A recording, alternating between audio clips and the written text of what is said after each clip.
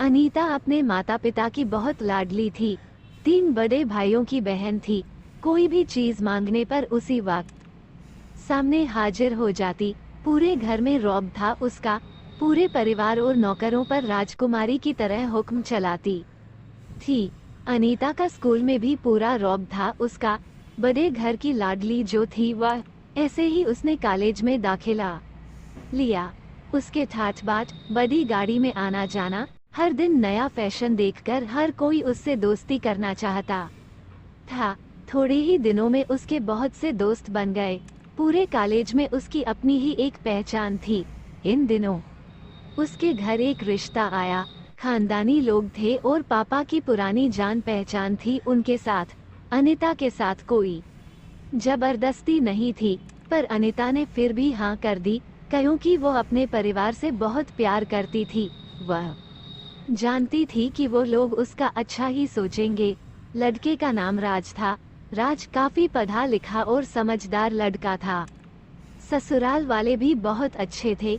ससुराल में अनिता की जगह वैसी ही थी जैसी कि मायके में। कोई भी कार्य अनिता की सलाह के बिना नहीं होता था। सबकी लाडली बहू बन गई थी वह। फिर उसके घर एक बेटे का जन्म हुआ। राहुल अनिता को जान से प्यारा था। पोता पाकर ससुराल वाले तो फूले नहीं समाते थे। अनिता कभी कभी सोचती कि उसकी किस्मत कितनी अच्छी है। उसका हर अपना उसे कितना प्यार करता है। चाहे जीवन में कैसा भी समय आए, मेरे अपने हमेशा मेरे साथ हैं। मैं कभी अकेली नहीं हो सकती। कितनी खुशकिस्मत हूँ मैं। पर शायद अनिता की खुशियों को उसकी अपनी ही नजर लग गई थी। एक दिन वो मायके जाने की जिद कर बैठी। राज को बहुत काम था, लेकिन वो फिर भी उसे ले गया। रास्ते में उनकी गाड़ी अन्य गाड़ी से टकरा गई। कविता, राज और राहुल बहुत बुरी तरह से जख्मी हो गए। काफी दिनों के इलाज के बाद राज और राहुल तो ठीक हो गए, लेकिन अनिता पूरी तरह ठीक ना हो सकी। सर पर चोट लगने के कारण वो अपनी आंखों की रोशनी खो बैठी। अब अनिता की किस्मत जैसे उल्टे पांव चलने लगी। मायके वाले कुछ दिनों तक उसे मिलने आते रहे, फिर कभी कभार फोन ही करके पूछ लेते कि अब कैसी हो। धीरे धीरे ये सिलसिला भी कम हो गया। ससुराल वालों की सहानुभूति भी कम होने लगी। घर में किसी को पास बैठने के लिए कहती तो जवाब मिलता, बहुत काम है, अब तुम भी हाथ नहीं बंटा सकती। राज भी चिड़चिड़ा हो गया था। बस राहुल ही था उसके साथ, जिसके साथ हंसते खेलते उसका वक्त गुजरता। एक दिन कविता के हाथ से कुछ सामान गिर गया, जिसकी वजह से राहुल को हल्की सी चोट लग गई।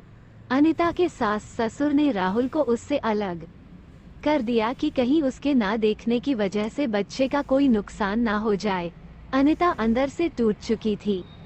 एक दिन उसने सबके सामने मायके जाने की इच्छा रखी तो राज उसे तुरंत मायके छोड़ आया, जैसे कि वह भी यही चाहता था। लेकिन राहुल को उसके साथ नहीं भेजा गया। अनिता कभी राहुल से दूर नहीं रही थी, पर अपनी कमी के कारण उसने ज्यादा बहस नहीं की। अनीता को लगा कि वो 3-4 दिन वहां रहेगी तो थोड़ा हवा पानी बदल जाएगा, क्योंकि वो कितने दिनों से कहीं भी बाहर नहीं गई थी।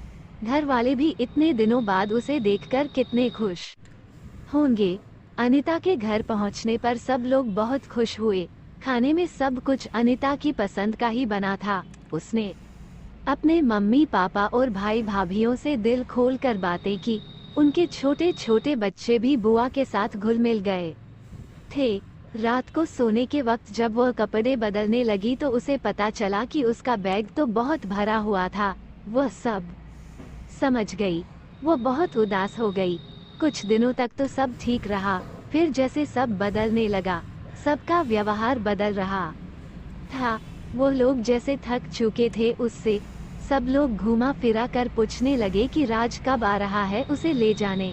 वह बहाना बना देती, जबकि वह जानती थी कि उस घर में अब उसके लिए कोई जगह नहीं। अनिता से चलते वक्त कुछ ना कुछ नुकसान हो जाता। थोड़ी बहुत टोका-टोकी उसे सुनाई देती, वो टाल देती। एक दिन उसके हाथ से लगकर एक कीमती फूलदान टूट गया। छोटी भाभी ने बहुत हंगामा मचाया।